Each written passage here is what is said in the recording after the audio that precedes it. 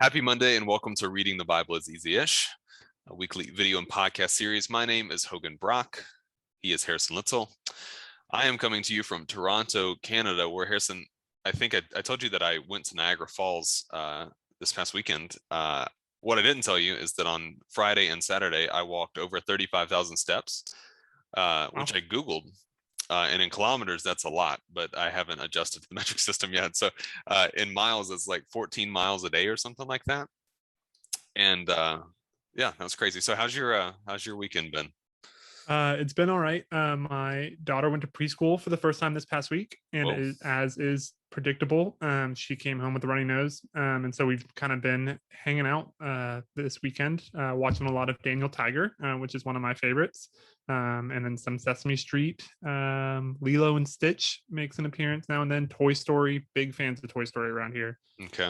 Watching it on the TV, watching on the tablet, back to the TV, on a phone, just having a grand old time. Yeah. Yeah. Separate from your daughters, do you have TV show recommendations? Oh man, what am I watching? This is not something that we talk about on the podcast often, but you and I both like TV and movies quite a bit. It's true. So yeah, I'm curious. Yeah, right now I'm watching Hannibal, which is like the origin story of Hannibal Lecter that was on some network channel a few years back. That's been all right. I'm watching. My wife Ashley and I are just about to start Only Murders in the Building, or Murders Only in This Building, which is the new Steve Martin Short, Selena Gomez show. And I'm watching Reservation Dogs on Hulu, which highly recommend that. That's been really good. Yeah, so I got a few things going on. I'm a sucker for the HBO Sunday night show. So like whatever that kind of premiere Sunday night slot for HBO is, but I don't know if they have one going right now or not.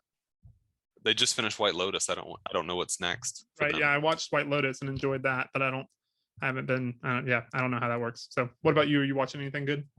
Yeah, so we've watched the first 2 episodes of Only Murders in the Building, which was really good, surprising, funny, but a lot more serious than I think I expected Steve Martin and Martin Short to be, but super good. And then we watched there's a series, it's just 3 episodes, an hour each, called The Pursuit of Love on Amazon, about 2 women in pre-World War II Britain who come from the aristocracy and have more money than they know what to do with.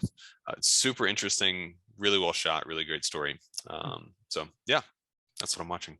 So that's not what you came to this podcast for. We're going to go ahead and dive right into our scripture for this week, which is coming from James chapter 3, verses 1 to 12. And before we start reading, I told Harrison, I don't like the book of James. I often don't know what to do with it.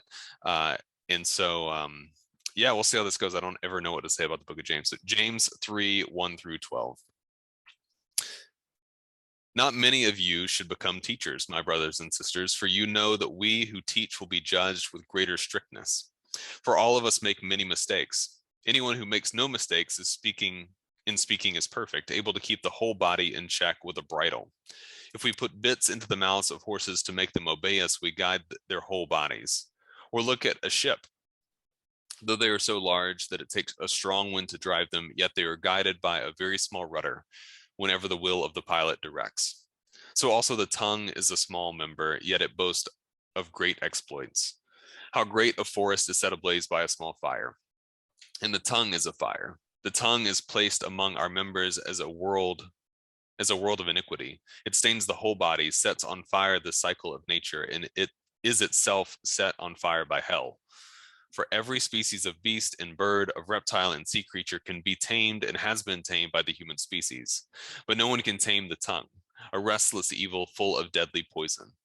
With it we bless the Lord and Father, and with it we curse those who are made in the likeness of God. From the same mouth came blessing and cursing. My brothers and sisters, this ought not to be so. Does the spring pour forth from the same opening both fresh and brackish water? Can a fig tree, my brothers and sisters, yield olives, or a grapevine figs? No more can salt water yield fresh. This is James 3, 1 to 12. So we'll spend a couple of minutes here talking about that text. Harrison, a couple of things struck me. The first thing that struck me as I was reading that text is the first line. not many of you should become teachers. And I wouldn't claim that we're teachers on this podcast, but man, we sure do give a lot of opinions. So Yeah, maybe this is our final episode. what a place, yeah, what a place to start of like, maybe we shouldn't be doing this. Maybe this wasn't the right move for us to make. Yeah. So says James. Yeah. Any initial thoughts for you as you heard that text? Well, I mean, I had a lot of different thoughts and kind of in different directions. One of the things was thinking about how much we've been talking about the lectionary. I feel like I'm familiar with verses 1 through 4 here, with the idea of the bridle and the horse, and the rudder and the ship, and then 5 through 8 with the taming of every beast, and the fire is set, or the tongue is set on fire by hell. That was not I was not as familiar with. And then once we get back into 9 through 12, I kind of recognize that again. And so it was interesting to me, that middle section I didn't really know as well. And that middle section was a little bit more, I don't even know what to say about that middle section, but it wasn't as familiar, and I can see why it's not as familiar. I can see why that section is a little bit harder to get a hold of. We have things like it is the way it talks about every creature, every reptile, every beast and bird has been tamed by humankind. Like, obviously that's I can't think of the word of exaggeration. That's an exaggeration. Hyperbole. Thank you. That's a hyperbole, right? That's not literally true. And then just this very idea of the tongue being a restless evil full of deadly poison.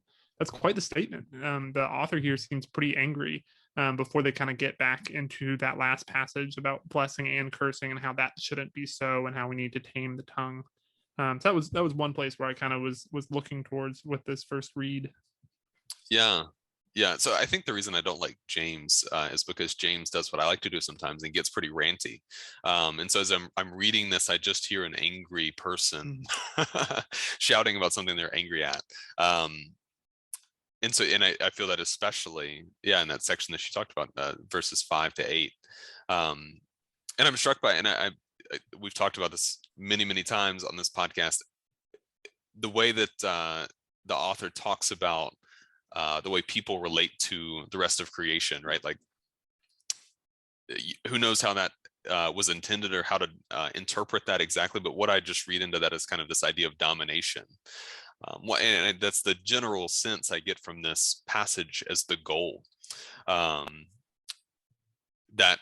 the role, our role maybe is discipline, disciplining our tongue and the way that we talk, the way that we speak, in the same way that we have tamed or disciplined or dominated creation. And that doesn't feel good to me. I'm not sure what to think about that. And I'm not sure if the author intends it to be read that way either.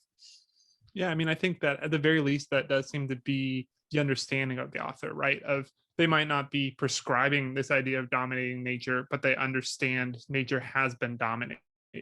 And in the same way, we have the ability to do this with all parts of our body, which I do think it seems to tie into this idea of when, and it's funny you talk about, it sounds like James is ranting here, and the way that we treat emotional speech, right? When somebody speaks unplanned or with emotion, we can kind of say like, hey, get it under control, or we can discount that. And I think that this is something that's often, women are often accused of this, and it's often leveraged against women in all kinds of spaces. And I've seen it, even in seminary classrooms. I've seen this happen, where if you're not speaking with an even tone and measured thought and in like a bullet point manner, it's like, well, you're not thinking clearly.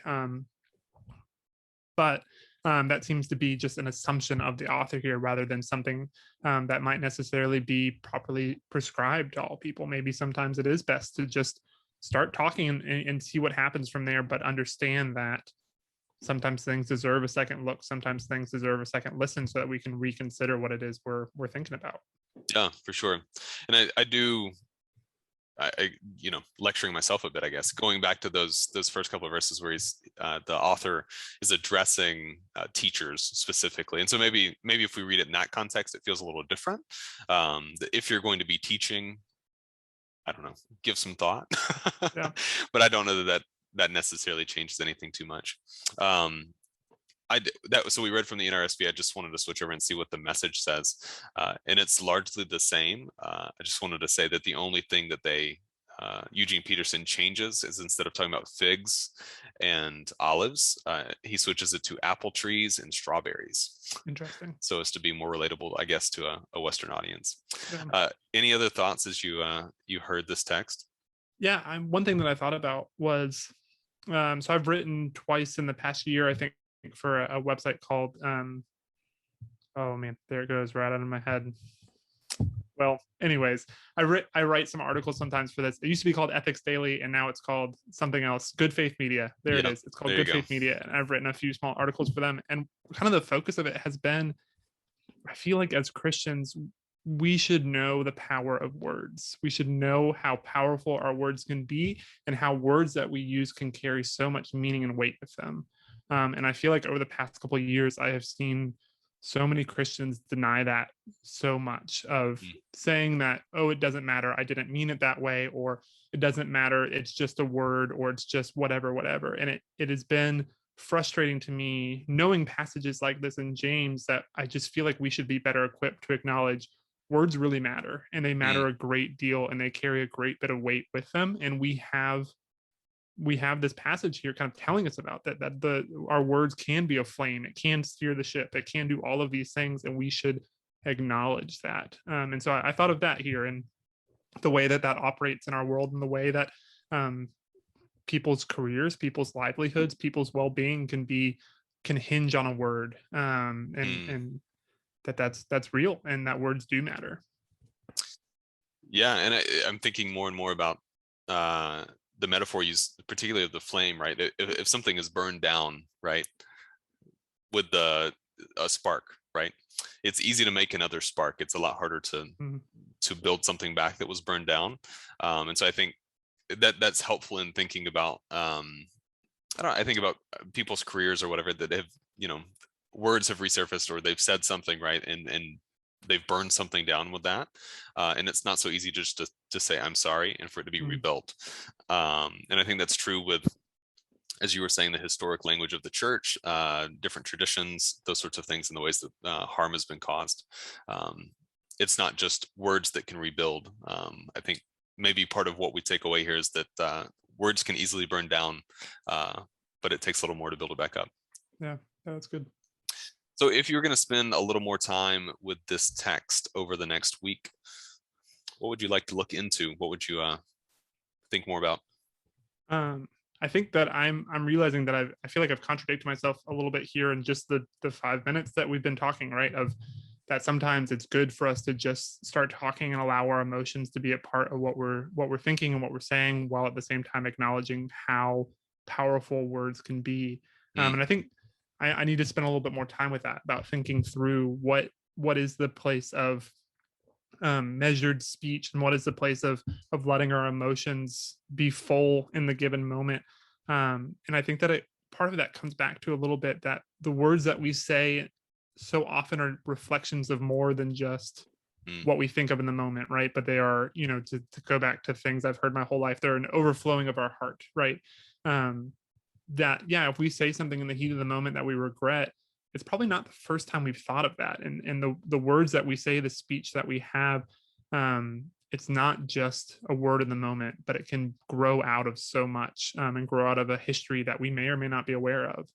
So I think I want to spend a little bit more time kind of considering the place of emotion, and the place of passion in our speech, and when that's appropriate, and how to measure that, when words can be so powerful. yeah, yeah, I really appreciate that. If I was going to spend more time with this, I'm interested in, I, you know, as a self-professed hater of James, I haven't spent much time with James at all. Um, the things we don't like, we avoid, right? And so I'm curious. I've heard, as you said, pieces of this passage before, and they're familiar to me. Um, but I'm honestly not terribly sure what James is doing here. How does this fit in the context of the book?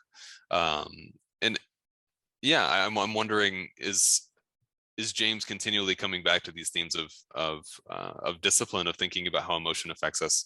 Um, yeah, I'm just not sure. And I think contextualizing that for me would be the first step in kind of thinking about the conversation that you're talking about. So, well, Harrison, it's been another episode. If you've come with us this far, we are so grateful. We would invite you to like and subscribe so you can get this in your feed every week, wherever you found us. If you watch us on Facebook video, we definitely appreciate that. We would also appreciate it, though, if you would go on over to your favorite podcast provider and like and subscribe there as well. And of course, feel free to share with anyone who you think might find this interesting. Harrison, any parting words? No, I mean, I think that the parting words we always give of keep on reading the Bible and measuring that with what we've learned from so many of our guests on here of find your practice and find your rhythm of how that fits into your faith and spirituality. Yeah, sounds great. So as Harrison said, until next time, keep on reading the Bible.